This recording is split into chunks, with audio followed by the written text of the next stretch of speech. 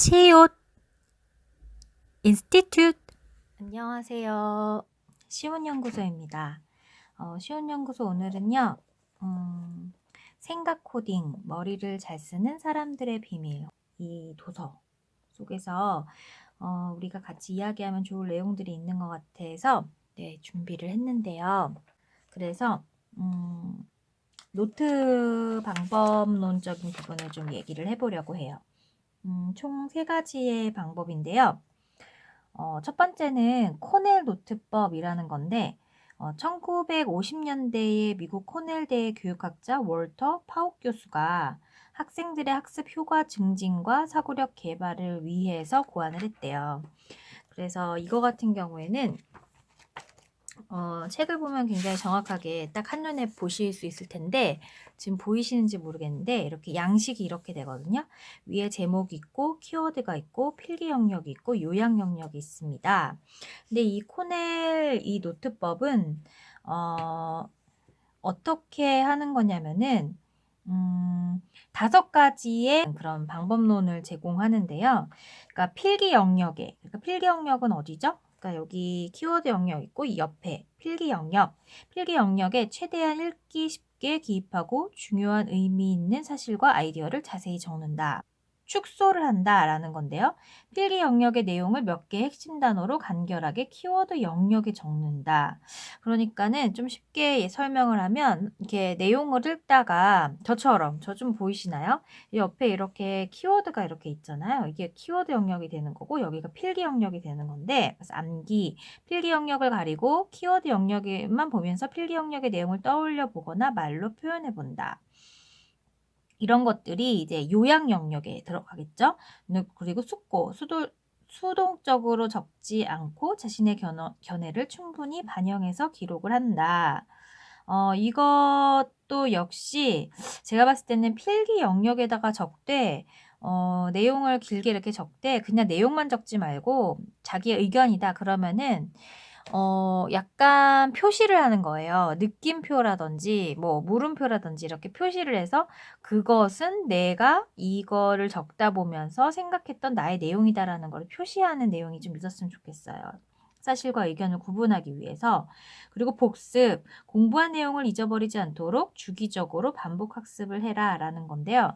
그래서 사실은 이 코넬 노트법은 위에다가 이렇게 보면은 저도 이렇게 내용을 보면은 책을 시작할 때 위에다가 책의 저서 이름, 보이시나요? 이렇게 보면은 책의 저서, 그리고 이름, 저자 이름, 그리고 연도, 그리고 제목, 그리고 출판사 이렇게 책 이름을 적거든요. 이렇게 제목 영역에는 이런 제목을 적으라는 거죠. 그래서 구분할 수 있게 제목을 적고 그리고 이렇게 키워드를 적고 이렇게 필기 영역을 적고 아래에다가는 내가 얼마만큼 암기했는지 내용을 충분히 알고 있는지 뭐 등등의 어떤 요약 영역을 적으라는 거죠.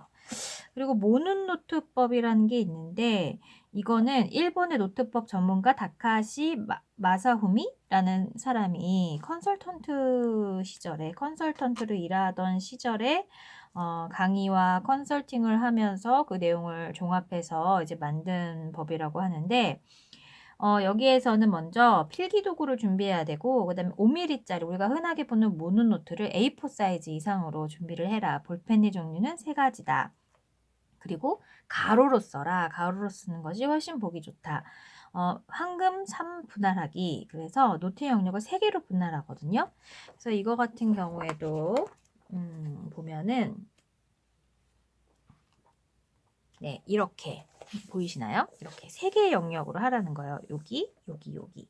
그래서 여기 같은 경우에는 행동을 적어라. 여기는 현재 상황을 적고 그리고 상황을 해석한 바를 여기에다가 이렇게 적어라. 그래서 이 모눈노트법은 공부를 하는 것에서도 활용을 할 수도 있겠지만은 뭐 도형이나 표, 그래프, 그림을 그리기 쉽고 다양한 크기의 글자를 사용하기 쉽고 행간을 신경 쓰지 않아도 되고 단락을 맞추기가 편하다라는 점에서 시각화에 굉장히 유용하거든요. 그래서 어떤 프로젝트를 할 때 나는 프로젝트를 이런 식으로 계획할 것이다 라는 거를 짰을 때 이렇게 굉장히 유용할 것이라고 생각이 듭니다. 그리고 마지막으로 소개시켜드리고 싶은 것은 생각 코딩 노트법이라는 건데, 생각 코딩 노트법은 코넬 노트법과 모눈 노트법의 장점을 결합해서 고안한 노트법이다라고 나와 있고, 이 생각 코딩 노트법은 양식보다 필기 방법을 중요시한다. 생각 코딩 노트법은 개념의 범주를 만듦으로써 우리의 인지 능력을 향상시킨다라고 되어 있거든요. 생각 코딩 노트법도 제가 좀 보여드리면 이렇게 보이시나요? 생각 코드 양식, 개요, 주제, 점검 영역, 그다음 범주, 필기, 의견, 요약 영역 이렇게 되어 있는데 아까 제가 바로 좀 전에 이 생각 코딩 노트 양식이 코넬 노트법과 모노 노트법을 장점을 합쳤다고 했잖아요. 그러니까 코넬 노트법에서는 이렇게 범주 영역, 키워드 영역을 적고 이렇게 필기 쓰는 게 있었고 요약하는 게 있었고요. 그리고 모눈 노트법에서는 여기 보면 행동이나 아니면은 현재 상황이나 상황 해석 같은 적는 것들이 있었잖아요.